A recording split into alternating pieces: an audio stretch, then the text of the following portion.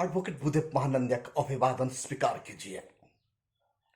साथियों, 14 मई 1938 रत्नागिरी डिस्ट्रिक्ट मध्य प्रदेश, बाबा साहेब अंबेडकर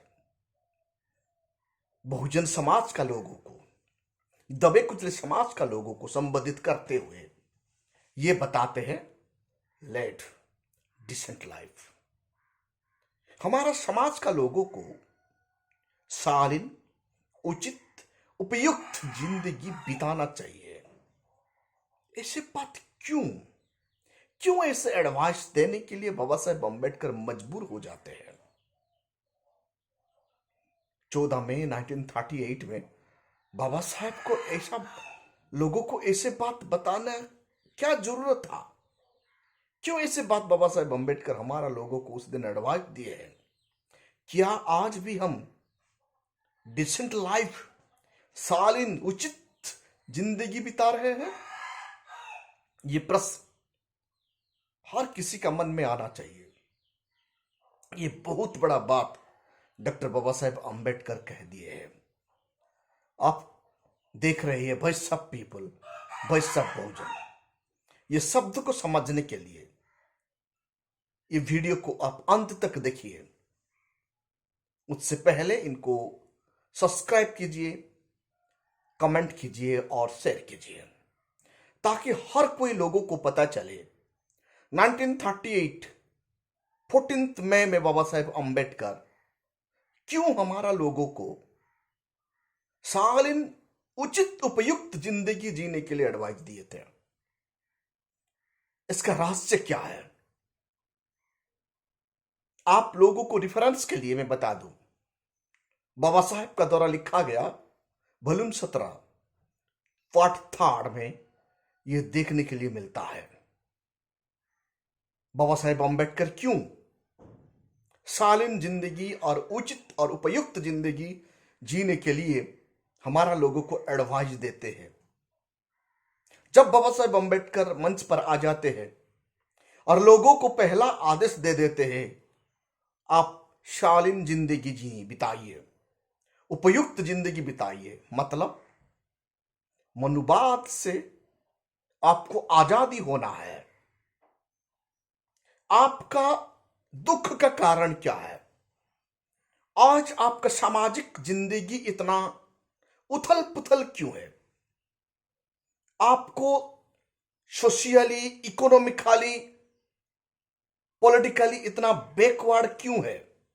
इसका पीछे कौन रिस्पॉन्सिबल है? आप खुद रिस्पॉन्सिबल है, बाबा साहब कहते हैं, क्योंकि आप शालीन और उचित जिंदगी नहीं जी रहे हैं। मनुवादी जो बता रहा है, आप वही काम कर रहे हैं। आपका दिमाग, आपका ब्रेन को सही से इस्तेमाल कर नहीं पा रहे हैं। इसीलिए आज हमारा बहुजन समाज का लोग, दलित समाज का लोगों का जिंदगी बद से बदतर है, बाबा साहब ये कहते हैं। फिर बाबा साहब क्या कहते हैं?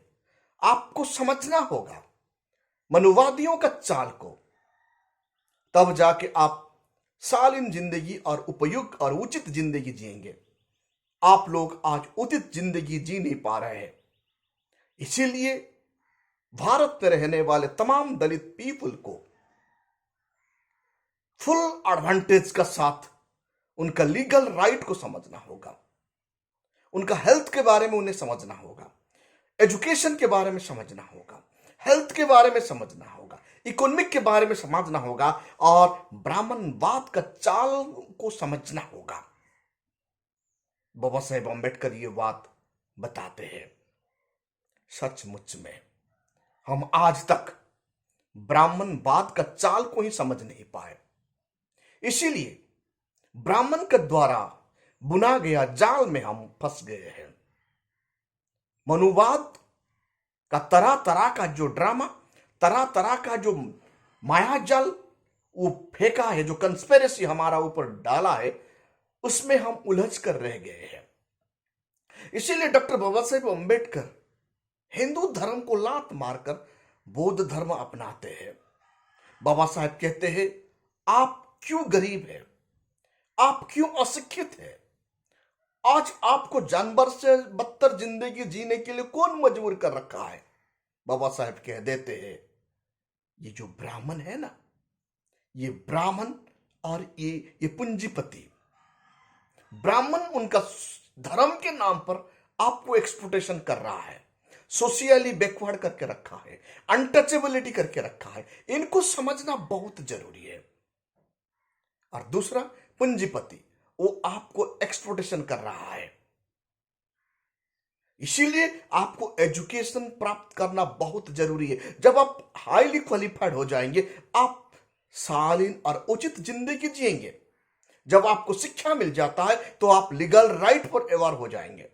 आपका संवैधानिक अधिकार क्या है, उस अधिकार पर आपको अमल में लाना है, जानना है।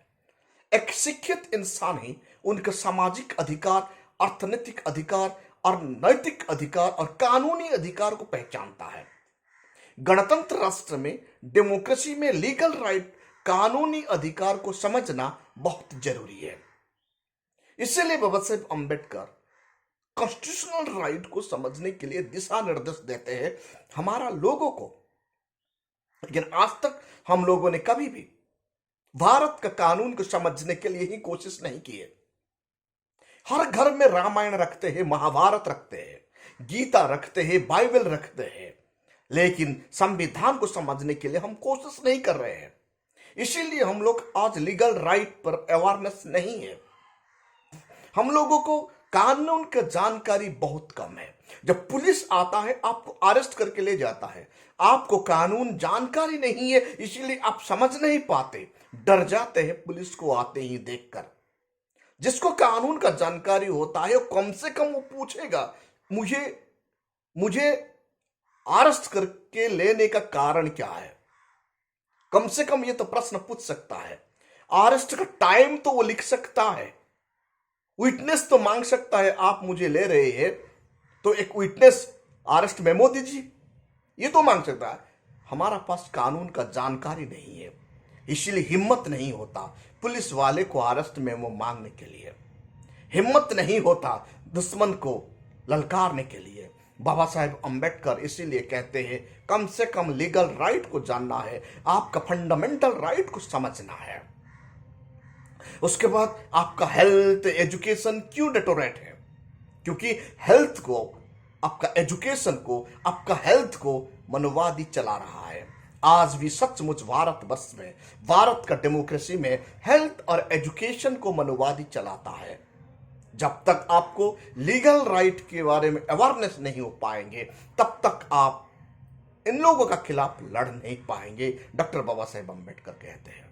और सबसे बड़ा अपील उस दिन करते हैं 1938 में बाबा साहेब, हमारा नौजवान को राजनीति में शामिल हो जाना चाहिए। यानी उस वक्त बाबा साहेब अम्बेडकर का इंडियन लेबर पार्टी था, इंडियन लेबर पार्टी में शामिल होने के लिए बताते हैं। यानी बाबा साहेब अम्बेडकर कहते हैं भारत में रहने वाले अनटचेबल दलित शूद्रों का, यानी बहुजन समाज का अपना पॉलिटिकल पार्टी होना चाहिए। और जब तक हमारा लोग बढ़ चढ़ कर राजनीति में हिस्सा नहीं लेंगे, तब तक आपका आजादी असंभव है। आप डिसेंट लाइफ, शालीन और उचित जिंदगी जी नहीं पाएंगे। आज भी हम 132 एमपी भेजते हैं, वो एमपी डिसेंट नहीं है, वो किसी का गुलाम है।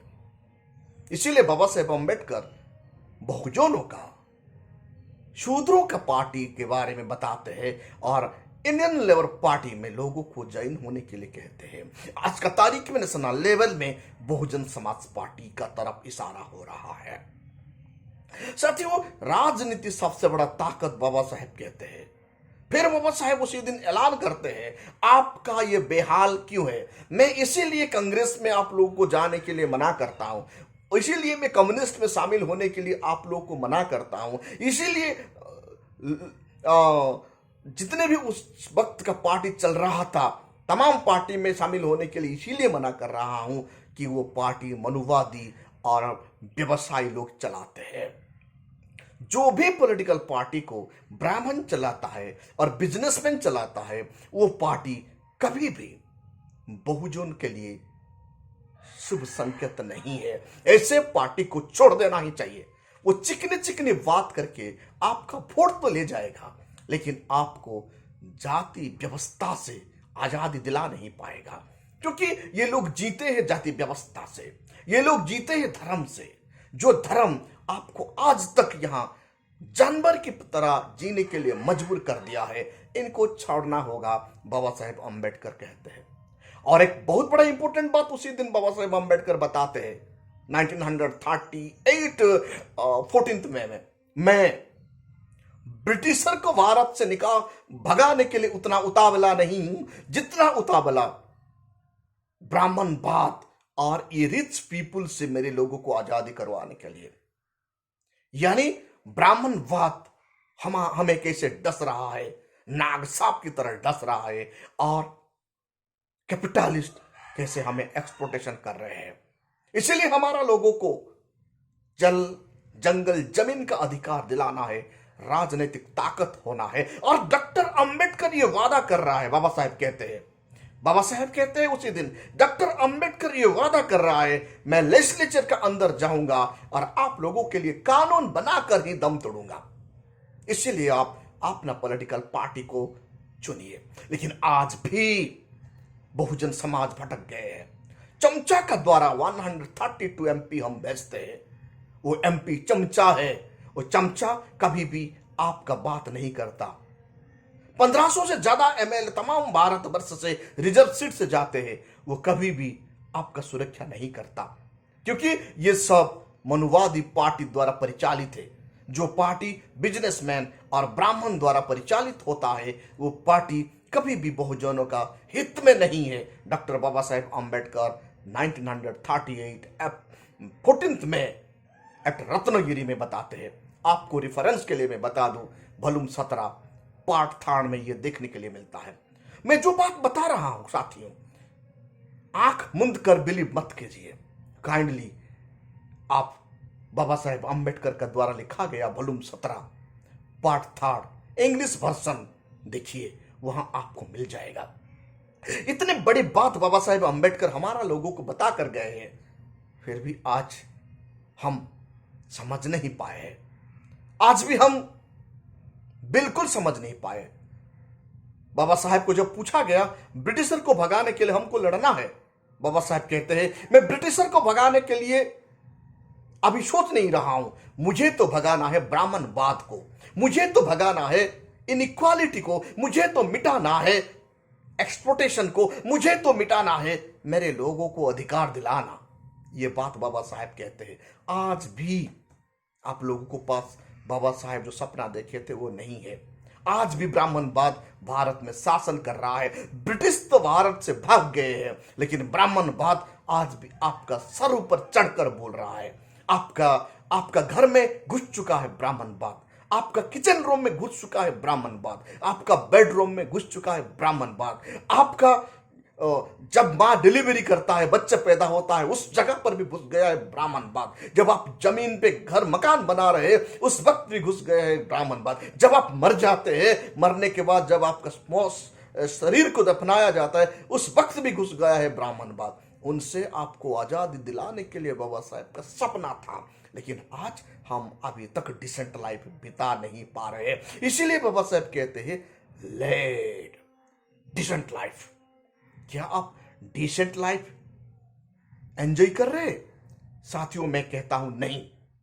जब हम डिसेंट लाइफ हो जाता तो आज हमारा चमचे मनुवादी पार्टी में नहीं होते। आज बहुजन समाज यहां मजबूती का साथ राजनीतिक ताकत को हासिल कर लेता। आज बहुजन समाज का अपना यूनिवर्सिटी होता। आज बहुजन समाज का एजुकेटिव में हिस्सा हो जाता। आज बहुजन समाज का जुडिशियरी में हिस्सा हो जाता। आज बहुजन समाज का प्रेस मीडिया में लगभग 70 से 80% हिस्सेदारी मिलता। हम डिसेंट लाइफ लीड नहीं कर रहे हैं, इसलिए आज no health, no education, no equality, no justice. Bharat का डेमोक्रेसी में आज भी हमारा लिए मेडिकल सुविधा नहीं है। आज भी हमारे लिए अच्छा एजुकेशन नहीं है, आज भी बहुजन समाज का इक्वालिटी प्राप्त हो नहीं पाया है, आज भी बहुजन समाज को जस्टिस नहीं है। भारत का तमाम जेल में आप घूम कर देखिए, 95% पॉपुलेशन जेल में schedule caste, schedule tribe, OBC ही होंगे। इक्का दुक्का सवर्ण आपको वहां देखने के लिए मिलेगा, क्योंकि हम आज भी डिसेंट लाइफ नहीं ले रहे। आज भी हम गुलामी का जिंदगी जीने के लिए उतावला है। कोई बीजेपी का पीछे जाता है, कोई कांग्रेस का पीछे भागता है, कोई आम आदमी पार्टी का पीछे भागता है, तो कोई कम्युनिस्ट का पीछे भागता है, तो कोई ममता बनर्जी का पार्टी का पीछे भागता है। जितने भी ब्राह्मण सवर्णों के द्वारा परिचालित पार्टी है वो बहुजनों का हितैषी नहीं है। ये बात मैं नहीं कह रहा हूं, डॉक्टर बाबा साहेब अंबेडकर 14 मई 1938 में आप लोगों को बताकर चले गए हैं। काइंडली आप लोग घर में बैठकर बाबा साहेब का द्वारा लिखा गया वॉल्यूम 17 पार्ट 3 पढ़िए और मेरे बात को मानिए, नहीं तो आने वाला कल आपको मारा जाएगा, आपको बेइज्जत किया जाएगा, आपका संविधान नहीं बचेगा, आपका मां बहन का इज्जत नहीं रहेगा, और आप जानवर से बदतर जिंदगी जिएंगे। आपको डिसेंट लाइफ कभी नहीं मिलेगा। आइए हम सब मिलकर संविधान को बचाएंगे। साथियों, आप देख रहे हैं voice of people, voice of Bahujan. इस चैनल को काइंडली बचाने के लिए सब्सक्राइब कीजिए, शेयर कीजिए। Thank you. जय भीम।